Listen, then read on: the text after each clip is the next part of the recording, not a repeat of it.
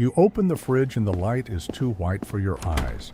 There is a mason jar with a blue lid, yesterday's coffee you could not throw away. You tilt it, smell the cold bitterness, and set it back on the wire shelf. It is a Tuesday. Your phone, face down on the counter, still carries the number you checked 3 times, then once more. You surpassed the combined income of everyone who came before you. Your great-grandfather with the shovel, your grandmother at the factory, your parents counting tips at midnight. No one is here. The dishwasher hums. The tile is cold through your socks. You never planned a speech, you breathe, and you touch the jar like it is a switch you do not want to flip. You whisper a nothing to the room. Something shifted in you tonight under fluorescent light and leftovers. Not loud, just a new weight in your chest, settling as the coffee settles back into place. You remember another kitchen. The red Folgers can lived under the sink behind Ajax and a dented bunt pan. Your mother would lift the plastic lid with her thumb, smell the stale grounds, and slide 2 folded 20s into a sandwich bag tucked at the bottom. She said it was for emergencies. She said it with a smile that didn't move her eyes. On a Saturday morning, the landlord knocked. Your father stood straight. After he left, your parents did not talk for an hour. Your mother cleaned the counter with vinegar until the laminate smelled sharp and wet. Your father went to the garage and sorted coffee cans of screws, each one labeled in his tight block letters. You learned to pour the coffee into a jar so there would be enough for him when he came back. You learned to keep things, to stretch, to pretend the stretch was a game. The winter, the heat went out. He wore 2 sweatshirts and said you were tough. You did your homework at the kitchen table under a bulb that flickered when the fridge kicked in. The coffee was thin. Your mother whispered it would be fine. The feeling that something could disappear at any moment lived in your chest like a bird. It beat its wings when you opened a bill. It settled only when you put something away, even if it was just a spoon, clean. First, you stopped wasting your hours the way you used to. After work in a Honda Civic, you met a man from Facebook Marketplace in a strip mall parking lot. You counted out $1,700 in hundreds and watched him tilt a hand truck under a used combo snack and soda machine. The card reader you ordered cost $189 plus a $50 activation fee. You rented a moving dolly for $12 from the hardware store. You asked the auto parts shop on State Route 41 if you could place it by the door. The manager wanted 20% of sales. You nodded. The first month after product cost and their cut, it cleared $190. $190 for doing almost nothing but refill Snickers and Diet Coke and empty a jam bill validator with your fingernail. On a Tuesday, you watched the deposit hit at 2:13 p.m. Your phone buzzed. It was just a number. You drove home with quarters in a Ziploc bag riding shotgun. Gas was $3.69. You didn't tell anyone. You just put the bag on the counter, set the coffee jar beside it, and breathed like a person who had found proof in coins. You added a second machine in a bowling alley that smelled like shoes and nacho cheese. The owner wanted cash only, 25%, and you said fine. The first full month there, after coins and card fees, you cleared $344. The route became a loop you could drive with your eyes closed. At work, Derek rolled in late with a new BMW 3 Series, metallic gray, the plate frame from a dealer in Nashville. He parked crooked, like confidence. In the break room, he set a key fob on the counter like a trophy and poured an espresso that hissed.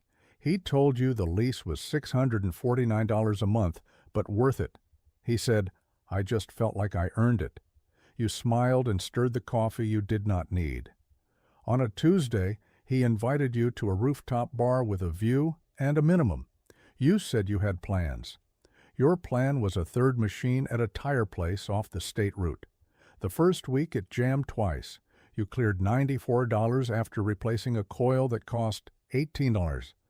You wrote the number in your notes app and circled it with your thumb. You started thinking in roots and rents.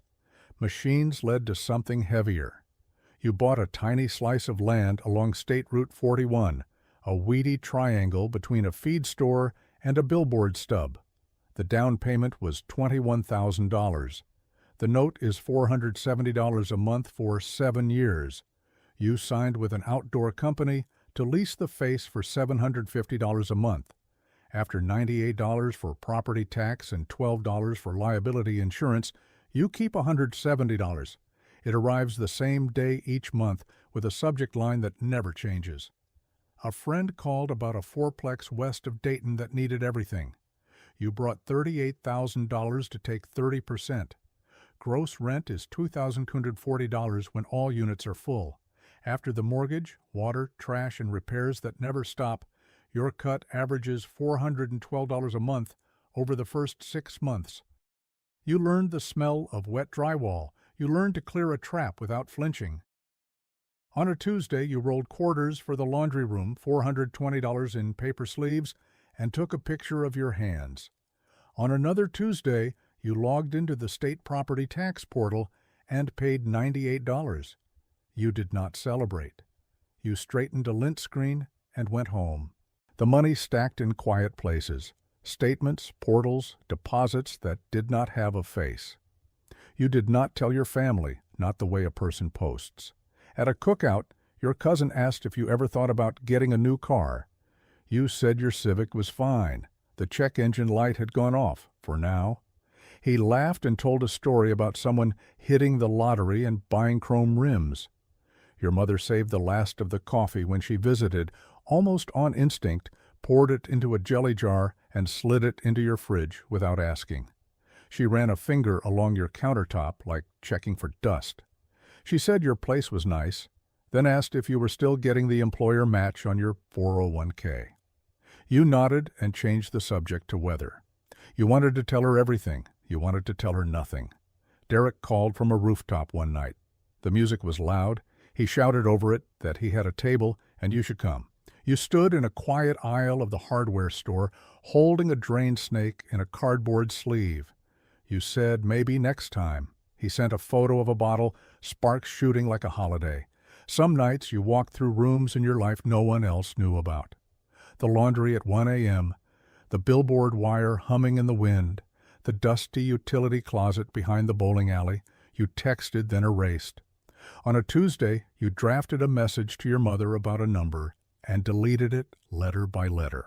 It happens in your kitchen, not at a ceremony. You open the red can you keep now for scooping, the one that looks like hers.